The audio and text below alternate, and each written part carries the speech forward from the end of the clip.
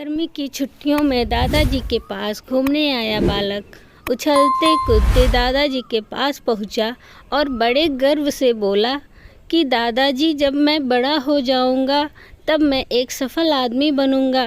क्या आप सफल होने के कुछ उपाय बता सकते हैं? दादाजी हाँ में सर हिला दिया और बिना कुछ कहे लड़के का हाथ पकड़ा और उसे करीब के पौधशाला ले गए। वहाँ जाकर दादाजी ने दो छोटे छोटे पौधे खरीदे और घर वापस आ गए।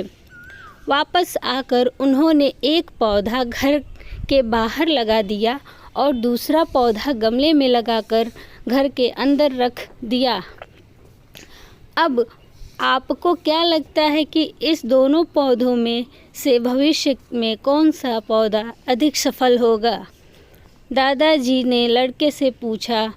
लड़का कुछ समय तक सोचते रहा और फिर बोला, घर के अंदर वाला पौधा ज़्यादा सफल होगा। दादाजी ने लड़के से पूछा। लड़का कुछ समय तक सोचता रहा और फिर बोला, घर के अंदर वाला पौधा ज़्यादा सफल होगा क्योंकि वो हर एक खतरे से सुरक्षित है, जबकि बाहर वाले पौधे को तेज़ धूप, आंधी, पानी और जानवरों से भी खतरा है। दादाजी ने बोले, चलो देखते हैं आगे क्या होता है, और वह अखबार उठाकर पढ़ने लगे। दादाजी दोनों पौधों पर ज़्यादा ध्यान देते रहे और समय बीतता गया। 3-4 साल बाद जब एक बार फिर वह लड़का अपने माता पिता के साथ गांव घूमने आया, तब अपने दादाजी को देखा तो देखते ही बोला, दादाजी, पिछली बार मैंने आपसे सफल होने के कुछ उपाय मांगे थे, पर आपने तो कुछ भी नहीं बताया था, पर इस बार आपको कुछ बताना ही होगा। दादाजी मुस्कुराए और बोले, लड़के को उस जगह ले गए जहां उन्होंने गमले में पौधा लगाया था। अब वह पौधा एक पेड़ में बदल चुका था।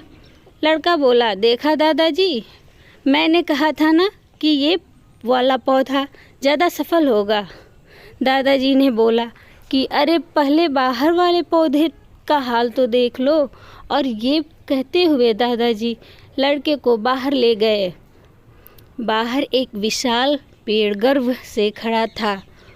उसकी शाखाएं दूर तक फैली हुई थी और उसके छांव में खड़े राहगीर आराम से बातें कर रहे थे।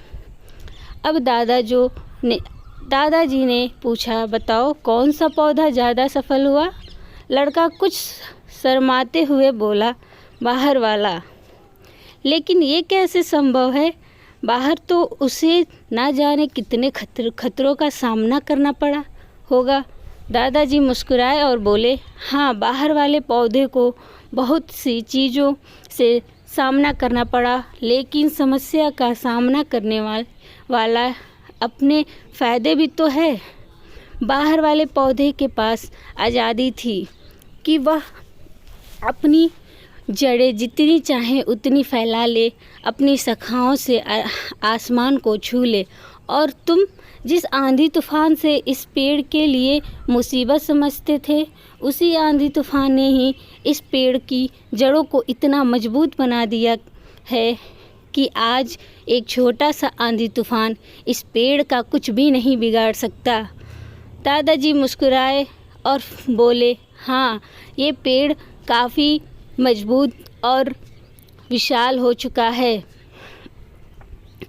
अब लड़का कुछ देर तक दादाजी की बातें सोचता रहा। फिर लड़का ने कुछ देर बाद उसे दादाजी की सारी बातें समझ आ गई और फिर बोला कि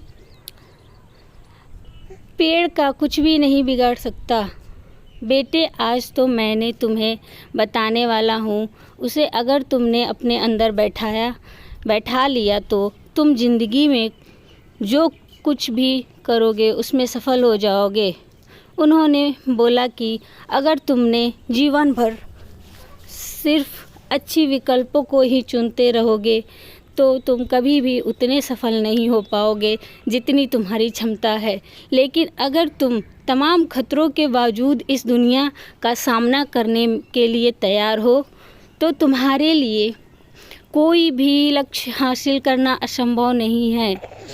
लड़के ने लंबी सांस ली और उस पेड़ की तरफ देखने लगा। वह दादाजी की बातों को समझ चुका था।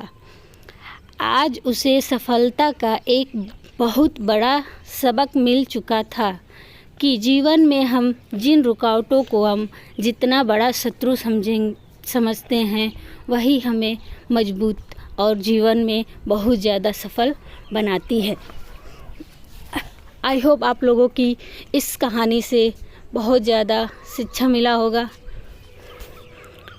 तो इस कहानी से बहुत कुछ सीखने को मिला होगा। तो लाइफ में वही कामयाब होता है जो हर मुसीबतों का सामना करने के लिए खड़ा रहता है, हर मुसीबतों का सामना कर पाता है। लगी हो तो लाइक शेयर ज़रूर करिएगा और ऐसी ही कहानियाँ सुनने के लिए चैनल को सब्सक्राइब ज़रूर कर लीजिएगा।